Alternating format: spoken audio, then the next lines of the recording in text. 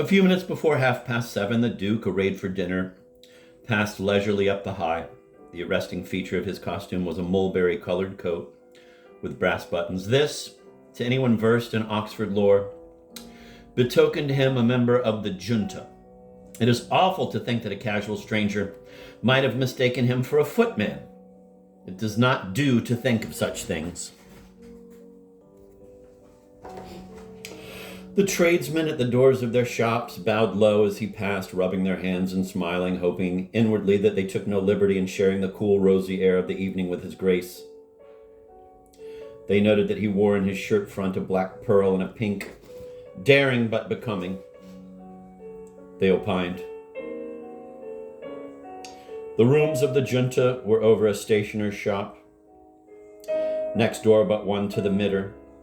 They were small rooms, but as the junta had now, besides the Duke, only 2 members, and as no member might introduce more than one guest, there was ample space.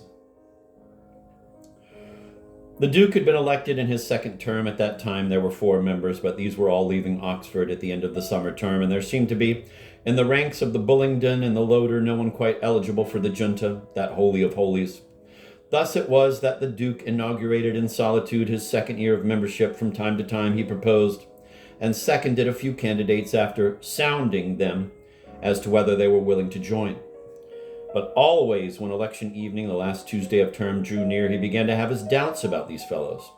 This one was rowdy, that one was overdressed, another did not ride quite straight to hounds. In the pedigree of another, a bar sinister was more than suspected. Election evening was always a rather melancholy time after dinner, when the 2 club servants had placed on the mahogany the time-worn candidate's book in the ballot box and had noiselessly withdrawn. The Duke, clearing his throat, read aloud to himself, "Mr. So-and-so of such-and-such college, proposed by the Duke of Dorset, seconded by the Duke of Dorset." And in every case, when he drew out the drawer of the ballot box, found it was a black ball that he had dropped into the urn. Thus it was that at the end of the summer term, the annual photographic group taken by Messrs. Hills and Saunders was a presentiment of the Duke alone. In the course of his 3rd year, he had become less exclusive, not because there seemed to be anyone really worthy of the junta, but because of the junta, having thriven since the 18th century, must not die. Suppose, one never knew, he were struck by lightning, the junta would be no more. So, not without reluctance, but unanimously, he had elected the McKern of Balliol and Sir John Merrowby of Brasenose. Tonight, as he, a doomed man, went up into the familiar rooms, he was wholly glad that he had thus relented. As yet, he was spared the tragic knowledge that it would make no difference. The junta has been reconstituted, but the apostolic line was broken. The thread was snapped. The old magic has fled. The McKern and 2 other young men were already there. "Mr. President," said the McKern, "I present Mr. Trent Garby of Christchurch." "The junta is honored," said the Duke, bowing. Such was the ritual of the club. The other young man, because his host, Sir John Merrowby, was not yet on the scene, had no locus standi, and though a friend of the McKern and well known to the Duke, had to be ignored. A moment later, Sir John arrived. "Mr. President," he said, "I present Lord Sayes of Magdalen." "The junta is honored," said the Duke, bowing. Both hosts and both guests, having been prominent in the throng that vociferated around Zuleika an hour earlier, were slightly abashed in the Duke's presence. He, however, had not noticed anyone in particular. And even if he had, that fine tradition of the club, "A member of the junta can do no wrong, a guest of the junta cannot err," would have prevented him from showing his displeasure. A Herculean figure filled the doorway. "The junta is honored," said the Duke, bowing to his guest. "Duke," said the newcomer quietly, "the honor is as much mine as that of the interesting and ancient institution which I am this night privileged to inspect." Turning to Sir John and the McKern, the Duke said, "I present Mr. Abimelech V. Hoover of Trinity." "The junta," they replied, "is honored." "Gentlemen," said the Rhodes Scholar, "your good courtesy is just such as I would have anticipated from members of the ancient junta. Like most of my countrymen, I am a man of few words. We are habituated out there to act rather than talk. Judged from the viewpoint of your beautiful old civilization, I am aware my curtness must seem crude, but gentlemen, believe me, right here, dinner is served, your grace. Thus interrupted Mr. Hoover, with the resourcefulness of a practiced orator, brought his thanks to a quick but not abrupt conclusion. The little company passed in the front room. Through the window, from the high, fading daylight mingled with the candlelight, the mulberry coats of the hosts, interspersed by the black ones of the guests, made a fine pattern around the oval table, agleam with the many curious pieces of gold and silver plate that had accrued to the junta in course of years.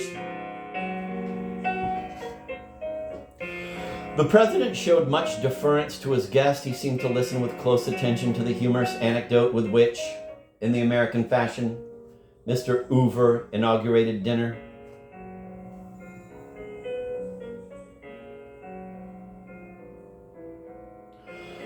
To all Rhodes scholars, indeed, his courtesy was invariable. He went out of his way to cultivate them, and this he did more as a favor to Lord Milner than of his own caprice. He found these scholars, good fellows though they were, rather oppressive. They had not, how could they have, the undergraduate's virtue of taking Oxford as a matter of course. The Germans loved it too little, the colonials too much. The Americans were, to a sensitive observer, the most troublesome, as being the most troubled of the whole lot. The Duke was not one of those Englishmen who fling or care to hear flung cheap sneers at America. Whenever anyone in his presence said that America was not large in area, he would firmly maintain that it was. He held, too, in his enlightened way, that Americans have a perfect right to exist, but he did often find himself wishing Mr. Rhodes had not enabled them to exercise that right in Oxford.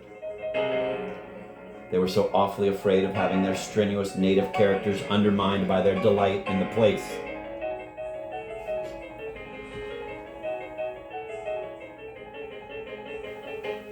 They held that the future was theirs, a glorious asset, far more glorious than the past, but a theory, as the Duke saw, is one thing, an emotion another.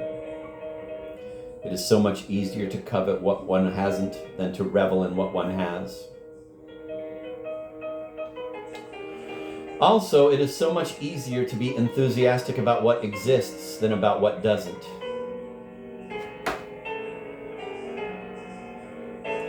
The future doesn't exist. The past does. For whereas all men can learn, the gift of prophecy has died out. A man cannot work up in his breast any real excitement about what possibly won't happen. He cannot very well help being sentimentally interested in what he knows has happened. On the other hand, he owes a duty to his country, and if his country be America, he ought to try to feel a vivid respect for the future and a cold contempt for the past. Also, if he be selected by his country as a specimen of the best moral, physical, and intellectual type that she can produce for the astounding of the effete foreigner, and incidentally for the purpose of raising that foreigner's tone, he mustn't he, do his best to astound, to exalt. But then comes in this difficulty. Young men don't like to astound and exalt their fellows. And Americans, individually, are of all people the most anxious to please. That they talk overmuch is often taken as a sign of self-satisfaction. It is merely a mannerism. Rhetoric is a thing inbred in them. They are quite unconscious of it. It is as natural to them as breathing.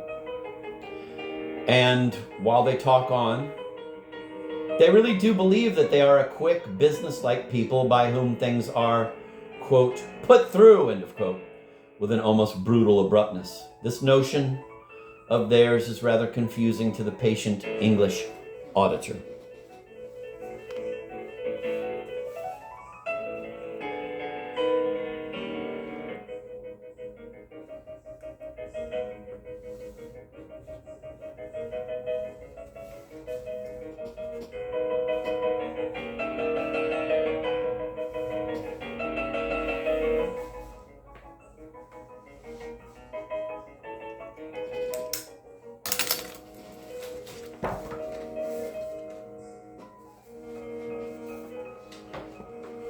Altogether, the American Rhodes Scholars, with their splendid native gift of oratory and their modest desire to please and their not less evident feeling that they ought merely to edify and their constant delight in all that of Oxford their English brethren don't notice, and their constant fear that they are being corrupted, are a noble rather than a comfortable element in the social life of the university. So at least they seem to the Duke.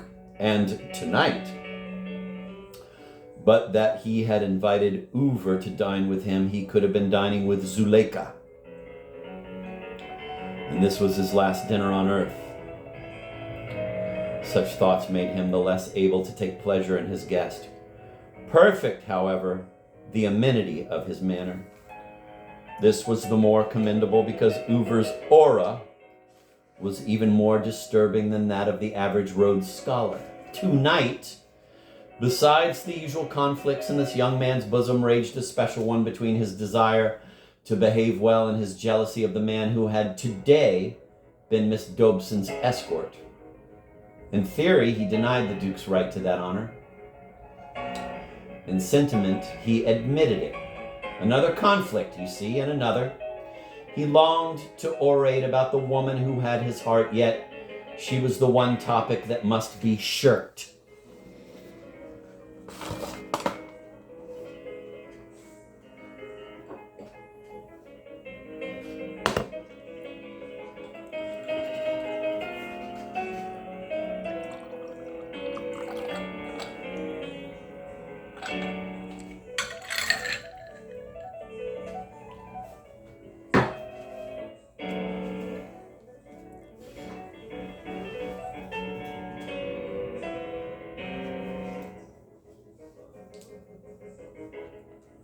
Get some, Beethoven.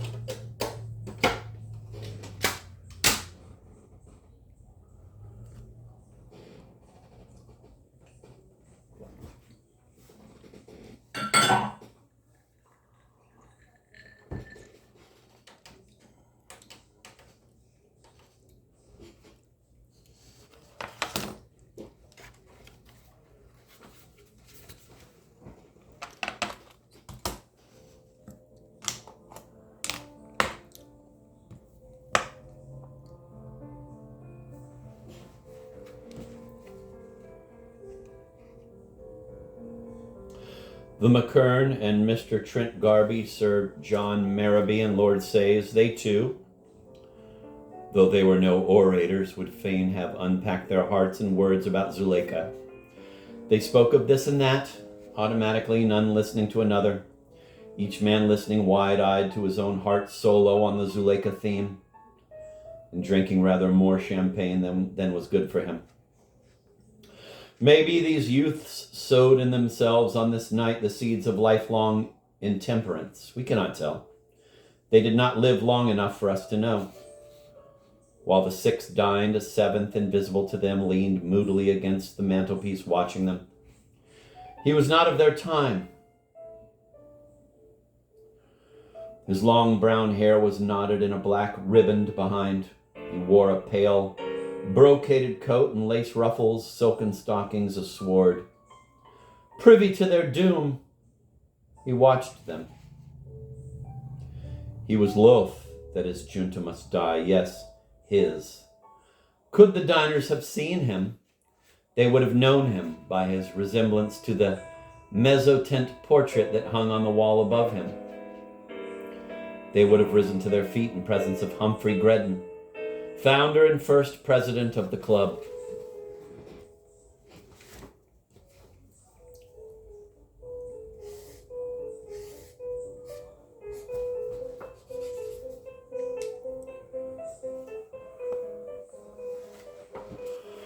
His face was not so oval, no, nor were his eyes so big, nor his lips so full, nor his hands so delicate as they appeared in the mezzotint.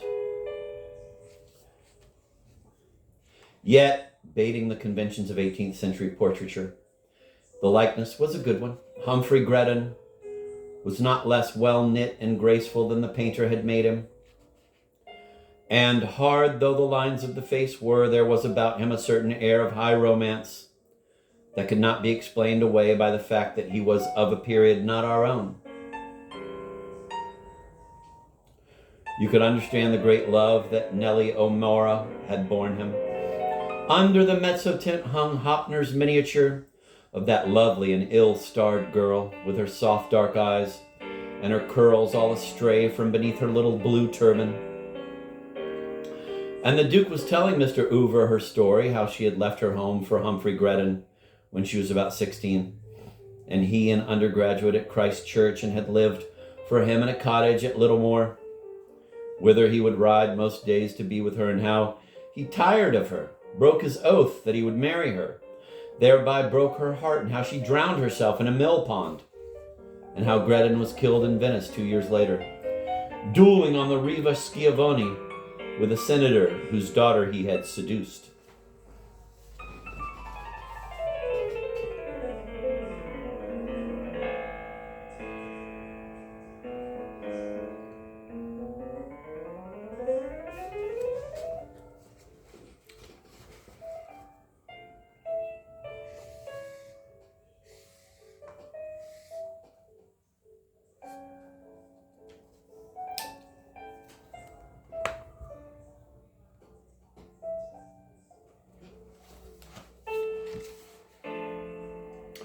And he, Greddon, was not listening very attentively to the tale. He had heard it told so often in this room.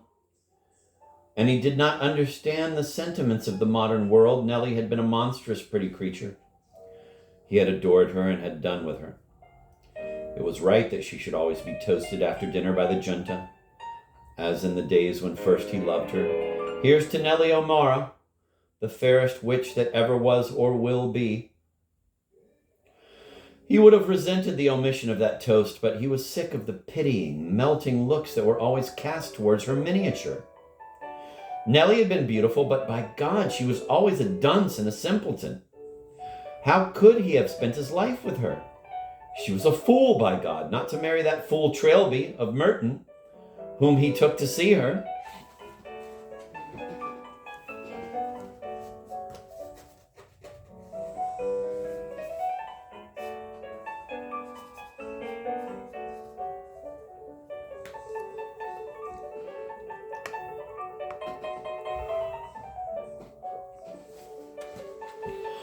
Mr. Oover's moral tone and his sense of chivalry were of the American kind, far higher than ours even, and far better expressed, whereas the English guests of the junta, when they heard the tale of Nellie O'Mara, would merely murmur, "Poor girl," or "What a shame."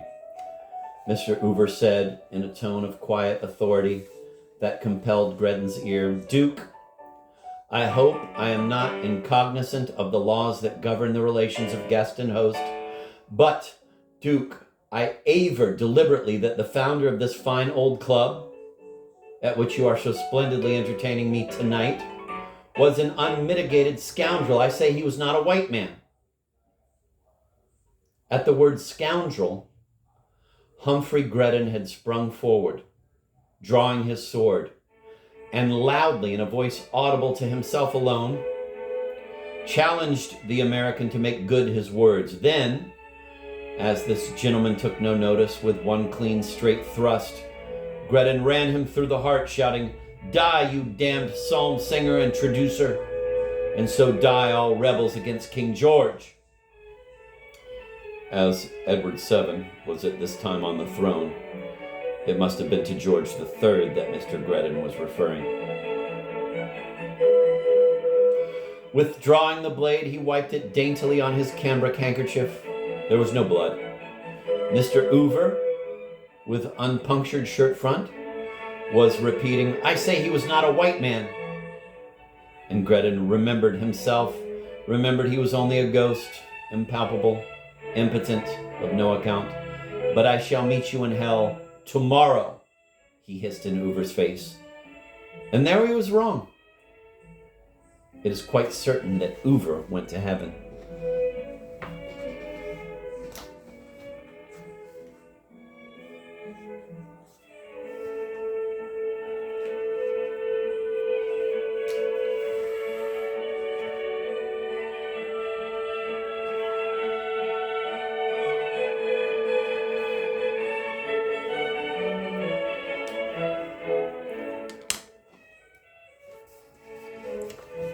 Unable to avenge himself, Gredin had looked to the Duke to act for him when he saw that this young man did but smile at Uver and make a vague, deprecatory gesture. He again, in his wrath, forgot his disabilities. Drawing himself to his full height, he took with great deliberation a pinch of snuff and, bowing low to the Duke, said, "I am vastly obliged to your grace for the fine, high courage you have exhibited in the behalf of your most admiring, most humble servant."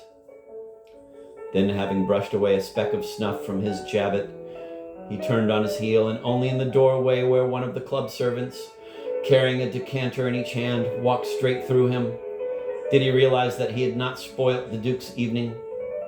With a volley of the most appalling 18th century oaths, he passed back into the netherworld.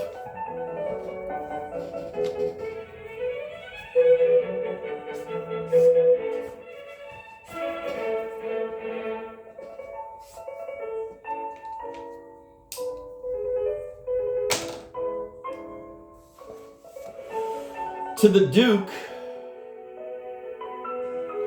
Nellie O'Mora had never been a very vital figure. He had often repeated the legend of her.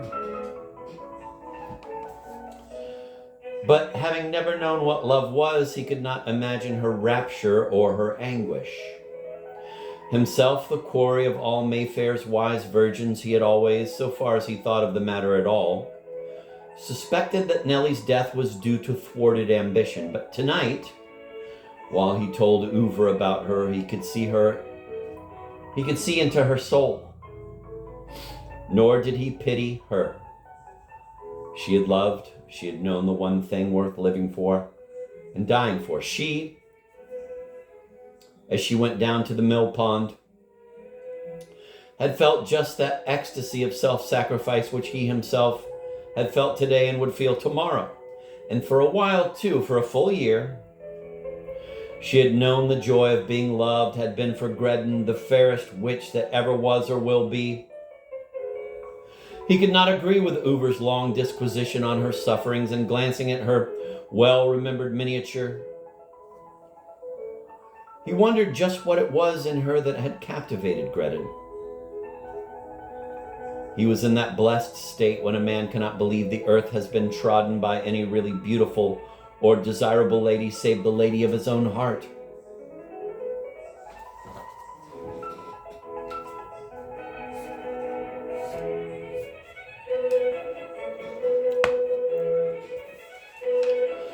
The moment had come for the removal of the tablecloth. The mahogany of the junta was laid bare, a clear dark lake anon to reflect in its still and ruddy depths the candelabras and the fruit cradles, the slender glasses and the stout old decanters, the forfeit box and the snuff box, and other paraphernalia of the dignity of dessert. Lucidly and unwaveringly inverted in the depths, these good things stood, and so soon as the wine had made its circuit, the Duke rose and with uplifted glass proposed the first of the two toasts traditional to the junta. "Gentlemen, I give you church and state."